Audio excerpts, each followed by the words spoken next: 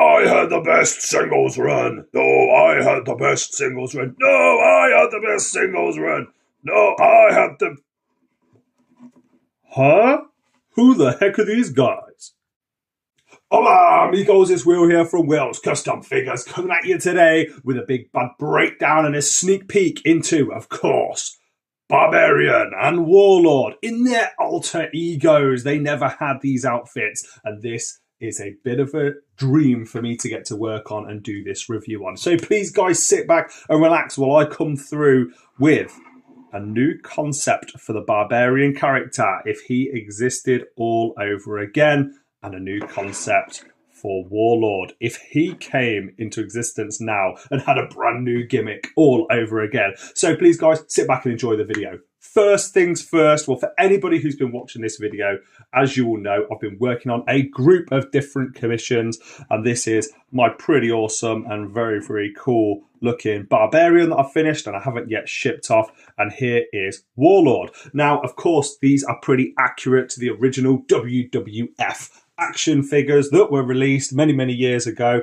Of course, Barbarian didn't get his own one, and Warlord did get his own one, but there's been a lot of amendments, like the addition of the shoulder pads, the staff, and so forth. However, what the person, Jag, a good friend of mine, has commissioned me to do with these figures is to work on this Barbarian single run if he decided to tag with this same gimmick with Warlord again. As you can see, he's got the bear paws coming down, he's got the hat, he's got all the other little accoutrements, as it were, that you would add on to Warlord if he was to have took on Barbarian's gimmick. And then, of course, you have Warlord, a brilliant and a very, very memorable, at least for me, singles run that he went on with this cool looking staff and the big shoulder pads, very distinct, the chains and everything all going over his body. And of course, then if he'd have tagged again with Barbarian during this time, he's got the chest plate. I'm going to add on the shoulder pads. He's got the cool looking belt, except this is going to have a B on it instead of a W.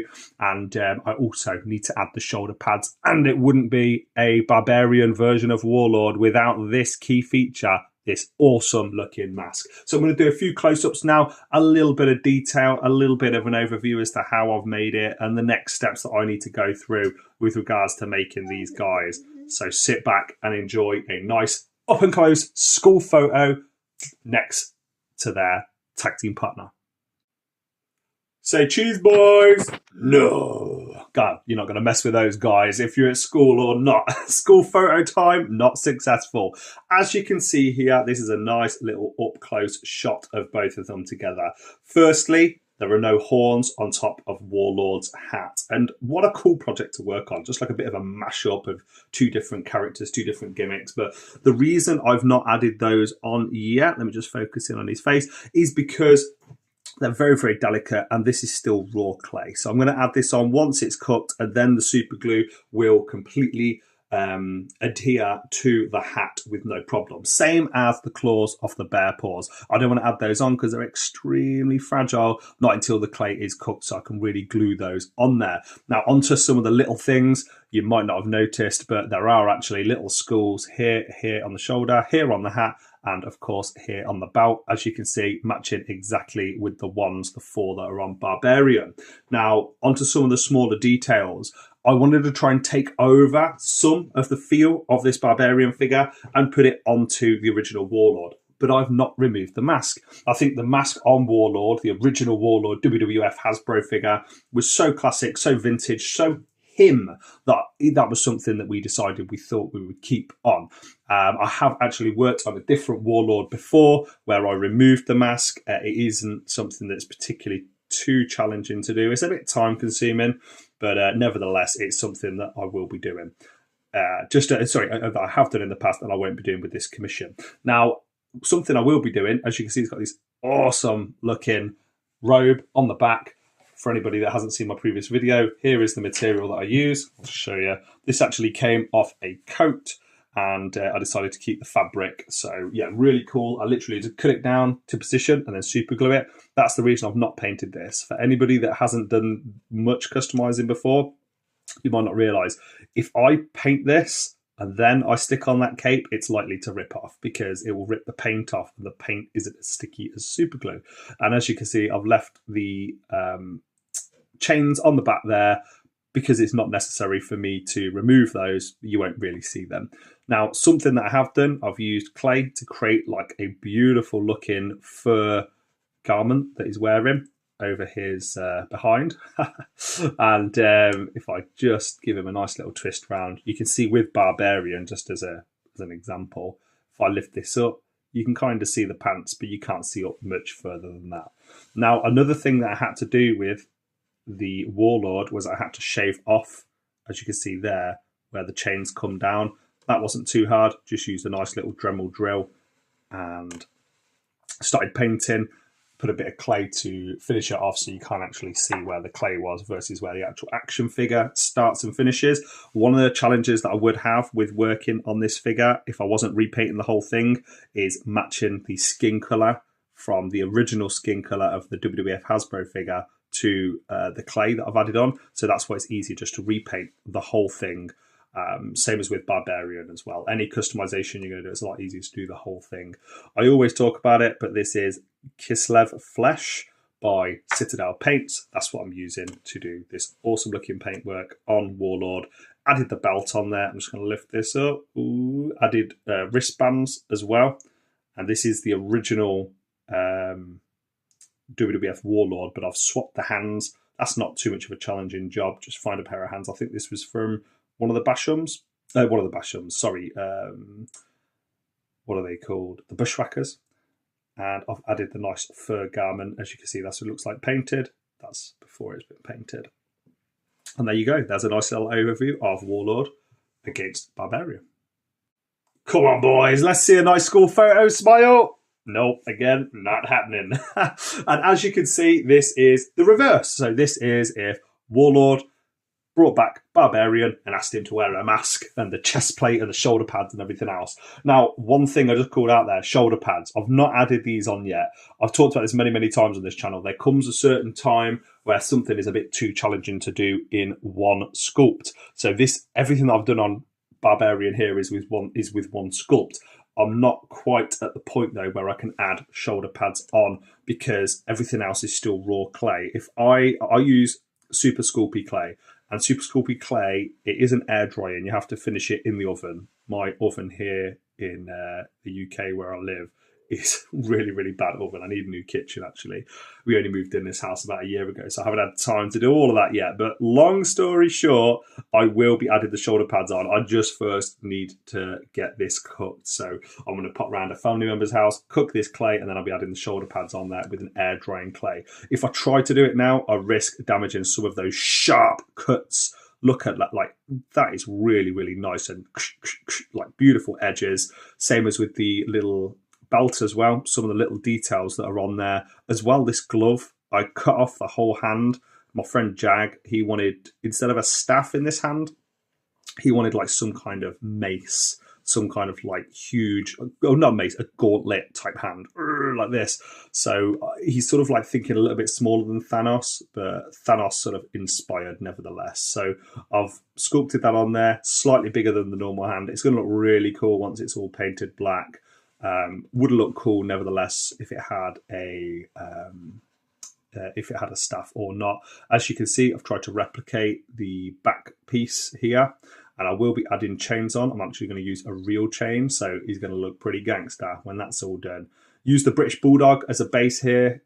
As you can see with the previous one with the Warlord, I had used the original Warlord base. And man, I'm so happy with how the Barbarian and the Warlord both turned out. I'm going to have to be very, very careful here. As you can see, it covered up the British Bulldog's knee pads and his wristbands as well, because I didn't want the Union Jack. Let's move him out of the way. I didn't want the Union Jack just on the show. And yeah, I haven't actually done that wristband actually yet, just realised. So that's something, another thing on the tick list to do. But as you can see, all the small details really, really do count with a figure like this. His shoulder pads, you can see there's even the tiniest little details. Let me just zoom in on that. The tiniest little details that I've tried to go through and replicate, even where the shoulders, this shoulder piece here joins onto the shoulder pad. That isn't actually present on the original WWF figure, so I added this tiny little piece of clay here. just so it looks like it is one piece rather than separate. I don't actually know why WWF didn't put the shoulder pads on. I'm assuming just because they could reuse the arms on other figures, but I'm really, really happy with this. One thing to note, if I just lift up very delicately Barbarian here, this figure was actually very, very cheap off eBay because a dog had mauled the foot. So there was all chew marks on here. I don't know if you can see where I've used the Super Sculpted clay to cover that over. Same as on the inside, same as at the back here. When it's painted, you're not going to be able to tell there was ever clay there, there was ever bite marks there. But just something for any customizer that's sort of thinking like, you know, where do I get my stock from cheap? If you're at a car boot sale or anywhere else, you know, a charity shop, whatever it might be, it's always a good thing to try and negotiate. Now, to do the skin colour for Barbarian, I mix again Kislev Flesh by Citadel with Leather Brown by Vallejo. And that is the perfect mix. As you can see, I've put one layer of that on. They require at least 2 to 3 layers of paint to make the colour really stand out and really look nice and bold and accurate. Anyone got any bad guys for me to smush, brother? And here we go, guys, bringing the video to a close here. I just wanted to do a nice little tribute to, I guess, one of the greatest teams, at least in my eyes, of the glory years of the WWF. And I thought I'd bring in the actual, the real powers of pain. So as you can see, here is Barbarian and here is Warlord. So now you've seen them all. You've seen the other version of Warlord from his singles run and the other version of Barbarian from his singles run. They've inspired this 2 new Barbarian and Warlord set that I'm working on. And yeah, as you can see here, man, do you know what? There was nothing cooler back in the day than the Powers of Pain. They were absolutely brilliant. And you can see here some of the little bits like, you know, this chain. This was just from a random gift that had broke at Christmas. I think it was a year or 2 ago. Kept that chain, put it on my Warlord when it was finished. So yeah, these obviously are accurate according to the WWF wrestlers.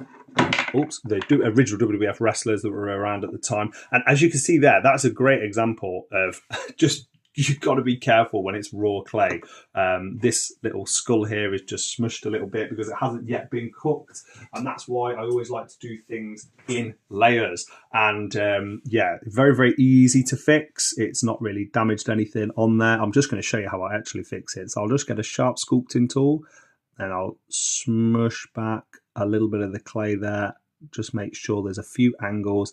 Either way, I'm going to paint these, but I think when you work on something that you want to look pretty cool, you don't just want to paint on all the details. You actually really want to make sure, at least I like to pride myself on making sure everything's a little bit 3D, everything's sort of, I guess when they're in a factory back in the 90s and they're making these figures, they need to be quick to create and replicate. So some of the smaller details that you would wish they had added on if these figures were made to a really, really high standard. But then, of course, price would have been higher and stuff. So, you know, these businesses like Hasbro, whether it's Mattel or whether it's, you know, Marvel, DC that they're working on or anything else, McFarlane, they've got a quota of in these factories of action figures that they need to churn out on a daily basis. And yeah, they might not have the time to add in all of these little details and dry brushing and so forth. Whereas as a customizer, I have the luxury. But as you can see, the skull was fixed nice and easy there. Guys, that's it from me. I hope you've enjoyed this video. Just a nice little sneak behind the scenes of what I'm working on at the moment. There are a lot of other action figures coming up. I will be working on this Hulk Hogan with the missing finger. I will be turning him into another absolute legend within the WWF Hall of Fame history. And should these guys be in the Hall of Fame? Let me know in the comment section below what you think. Are you looking forward to seeing these new crazy multiverse? There's a multiverse for everything at the moment of what the Powers of Pain would have looked like had they shared each other's gimmicks when they went on their singles run. And please follow on Facebook, Instagram, YouTube. Guys, I really appreciate all the support. Thank you so much to everyone that's come back to this channel and got me to 1,000 subscribers. It means a lot. Most people are first-time watchers. If that is you and you're a first-time watcher and you would like this video, please subscribe. click the nice little bell so you get notified whenever I do new stuff. And I've got Pokemon, I've got Marvel, I've got DC, I've got a bunch of wrestling figures coming your way. At least one full video a week. I'm going to aim to do a couple more a week if I can, with some nice little shorts behind the scenes and so forth. So I will see you guys on the next one. Adios.